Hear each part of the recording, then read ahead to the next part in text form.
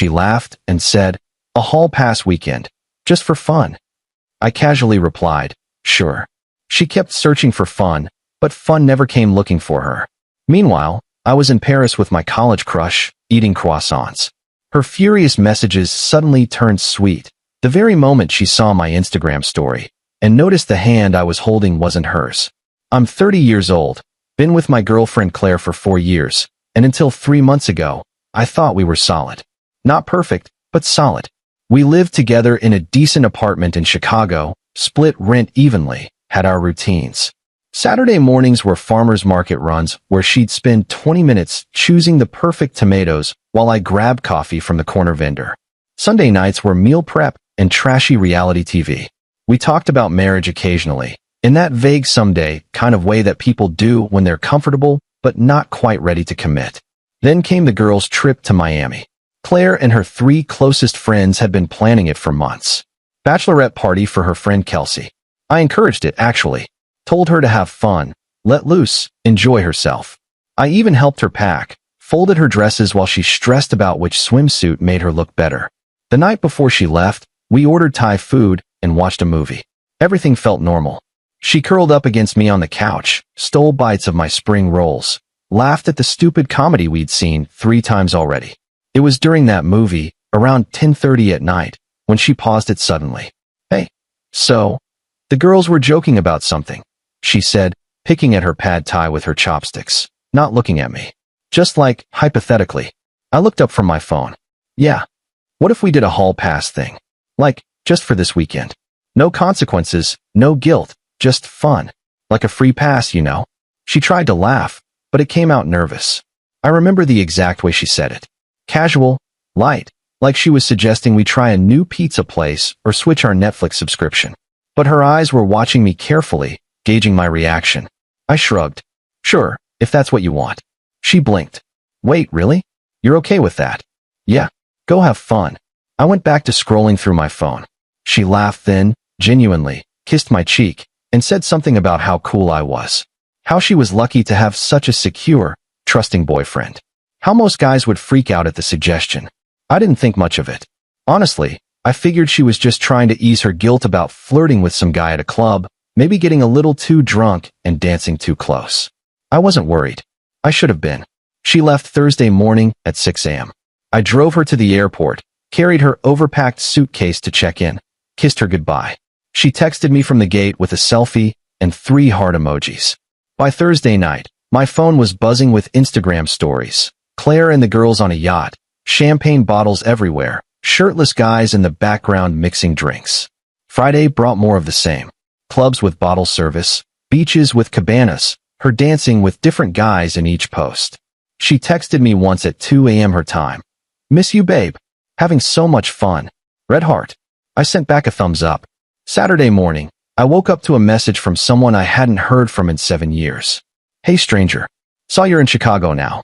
I'm actually here for work this week. Are you around?" It was Sophia.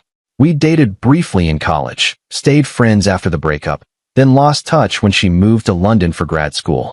She was a journalist now, traveling constantly, covering everything from political scandals to human interest pieces. I'd followed her career loosely through social media, saw her bylines in major publications, photos from war zones and fashion weeks. I stared at that message for a solid 5 minutes. Then I texted back. "Yeah, I'm free. Want to grab coffee?" We met at a place in Wicker Park that afternoon. She looked exactly the same. Same dark curly hair that never quite stayed where she wanted it. Same crooked smile that always made me feel like I was in on some private joke. We caught up for an hour that turned into 2.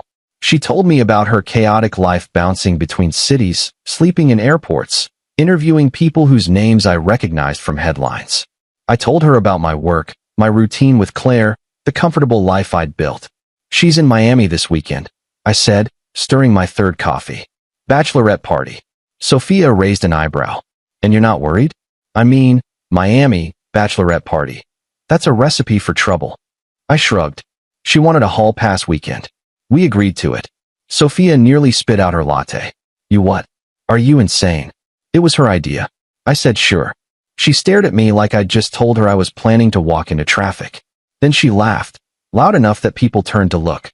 You're either very secure or very stupid. Probably both, I said, and for the first time in months, I laughed too. Really laughed. So what are you doing this weekend? Just sitting around waiting for her to come back. I looked at her. Really looked. The way the afternoon light came through the cafe window and caught in her hair. The way her eyes crinkled when she smiled. Well, I said slowly, I also have a hall pass. Her smile widened. Oh, this is interesting. Very interesting. What are you doing this weekend? She pulled out her phone, checked her calendar. I have until Wednesday before I need to be in Brussels for an assignment. Ever been to Paris? She leaned back in her chair, studying me. Are you serious right now? Completely. You want to fly to Paris? Right now? With me. I have miles saved up from a work trip that got canceled. You have 3 days. I have a hall pass.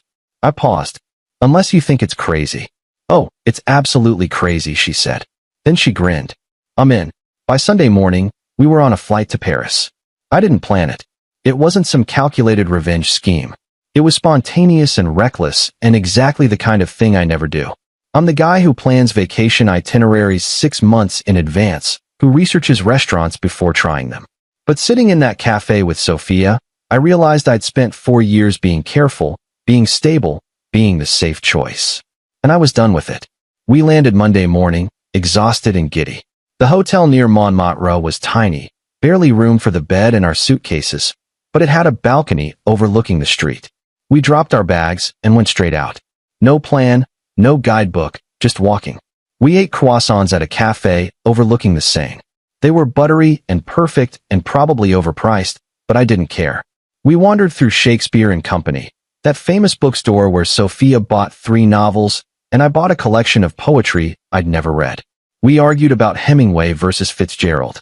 We got lost in the Marais, ended up in a tiny wine bar where the owner didn't speak English and we didn't speak French, but somehow we all communicated through pointing and laughter. That night, we drank wine on a bench near the Eiffel Tower and watched it light up. Sophia had her head on my shoulder. We weren't touching beyond that, weren't pushing anything, but there was this electricity in the air. I forgot, she said quietly. Forgot what? How easy this is. Talking to you. Being with you. Yeah, I said. Me too. Tuesday afternoon, we were at a cafe in Le Marais. The sun was warm, the coffee was strong, and Sophia was telling me about a story she'd covered in South Africa. Her hands moved when she talked, painting pictures in the air. I was watching her, really watching her, and thinking about how I couldn't remember the last time Claire had talked to me like this. Like I mattered. Sophia reached across the table and took my hand. This okay? She asked. Yeah, I said. Her fingers interlaced with mine. She pulled out her phone with her other hand and snapped a photo of our coffees, our hands intertwined in the frame, the cafe's vintage sign visible behind us. This is too good not to share, she said, and posted it to her Instagram story without thinking. I looked at the photo on her screen, looked at our hands, looked at her. Then I posted it to mine too.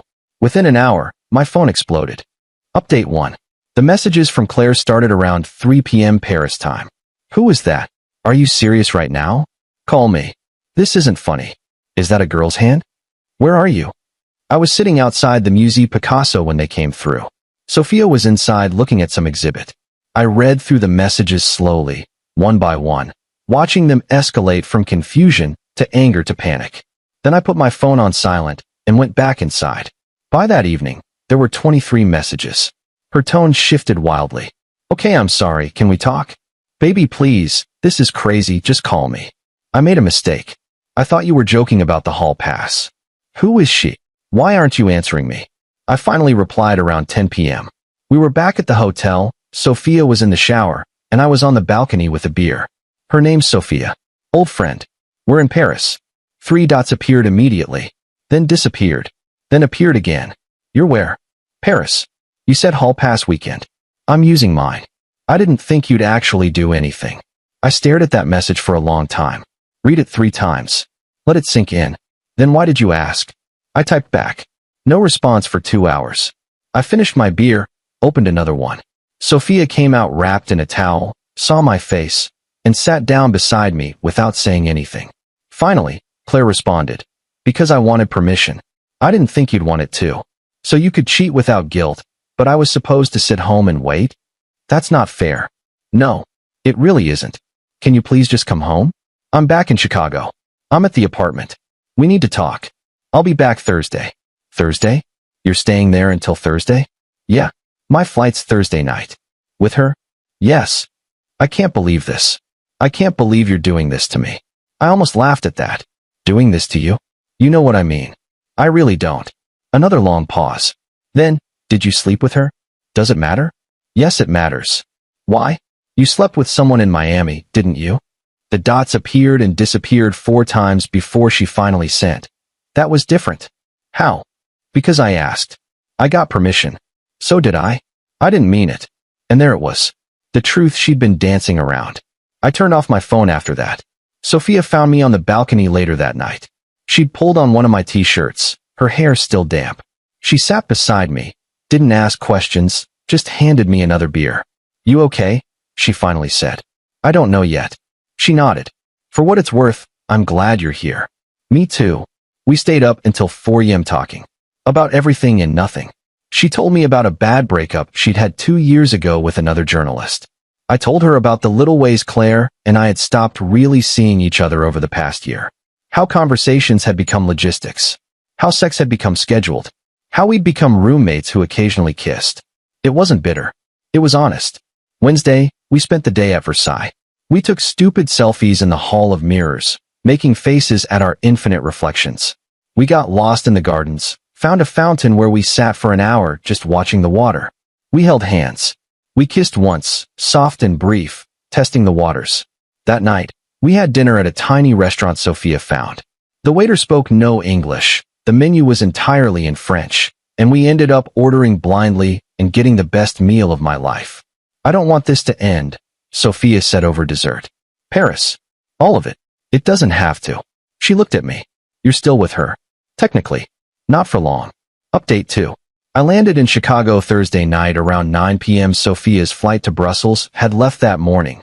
We'd said goodbye at the hotel, long hug, her face buried in my neck, promises to stay in touch this time. Claire was waiting in the apartment when I walked in. She looked exhausted. Her eyes were red and puffy, mascara smudged like she'd been crying. Hair pulled back in a messy bun, still in sweatpants. The apartment was a mess, takeout containers on the counter, her suitcase still unpacked by the door. Hi, she said quietly. Hi. We stood there in the doorway like strangers. For years together, and suddenly we didn't know how to occupy the same space. Can we talk? She asked. Sure. We sat on opposite ends of the couch. The same couch where she'd asked for the hall pass 5 days earlier. I messed up, she started, her voice shaky. I shouldn't have suggested that. It was stupid and selfish. Why did you? She hesitated. Because Kelsey kept saying I was boring. That I'd been with you so long I didn't know what else was out there. That I was missing out. And I wanted to prove her wrong. I wanted to feel exciting again. By sleeping with someone else. She flinched. I didn't. Claire. She looked down at her hands. Okay. Yes. I met someone at a club Friday night. His name was Brett. He was there for some investment banking conference. We went back to his hotel. I nodded slowly. Okay. That's it. Just okay? What do you want me to say? I don't know. Be angry. Yell at me. Don't just sit there like you don't even care. I'm not angry. Then why did you go to Paris with her? Because you told me I could. I didn't mean it. I leaned back against the couch. So what did you mean? She didn't answer. You wanted permission to cheat without the guilt, I said. But you didn't expect me to actually take you up on it. You thought I'd sit here and wait while you had your fun. That's not. Yes, it is. Silence. Did you sleep with her? Claire finally asked. No. Her shoulders sagged with relief. But I wanted to, I added. She looked up sharply. And that's the part that matters, I continued. For 4 years, I never even thought about it. Then you asked for a hall pass. And suddenly I was on a plane with someone who made me feel like I mattered again. Someone who listened when I talked. Someone who looked at me like I was worth her time. You matter to me, Claire said, crying now. Do I? Yes. God, yes. I'm so sorry. I'll do anything to fix this.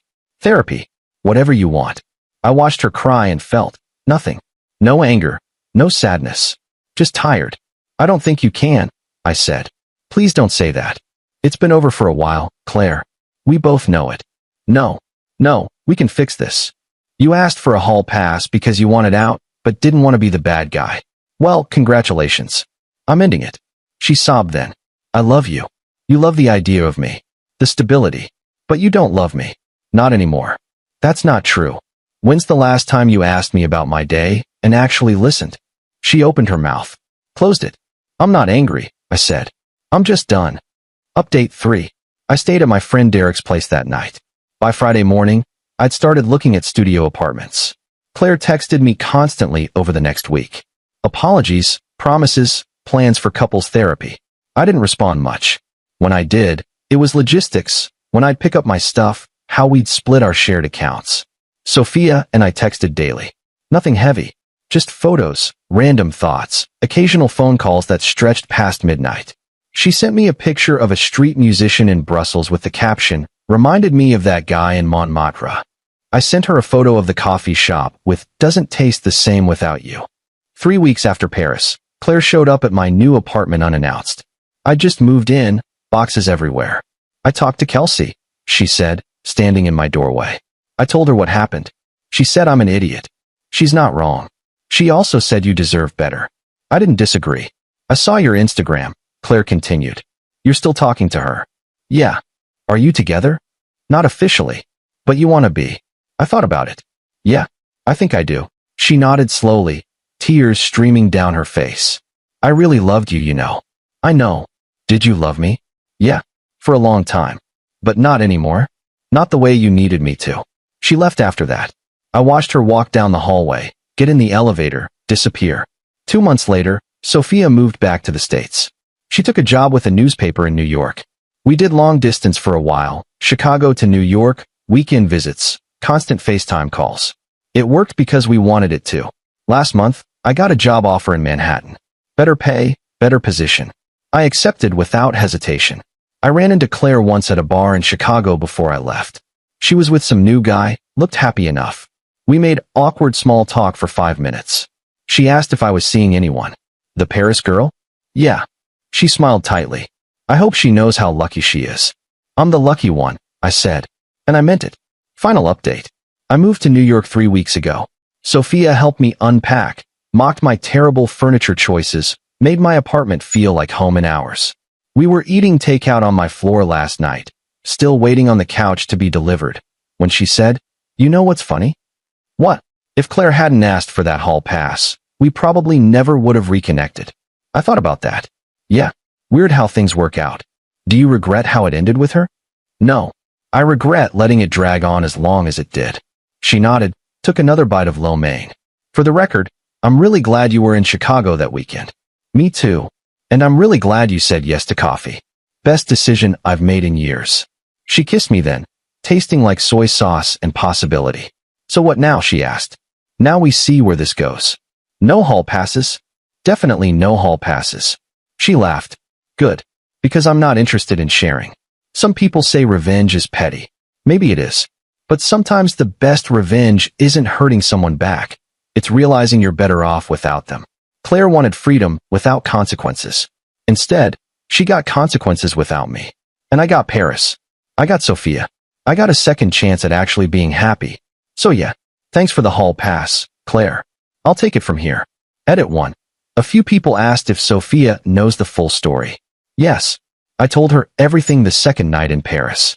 She laughed and said, "So I'm your revenge plot?" I said no. She was my reminder that I deserved better. She appreciated that. Edit 2. Someone DM'd asking if Claire ever found out who she slept with in Miami. Yeah. Turned out Brett was married with 2 kids. His wife found Claire's Instagram, contacted her. That was a whole separate mess I stayed far away from. Edit 3. For everyone asking. Yes, the croissants really were that good.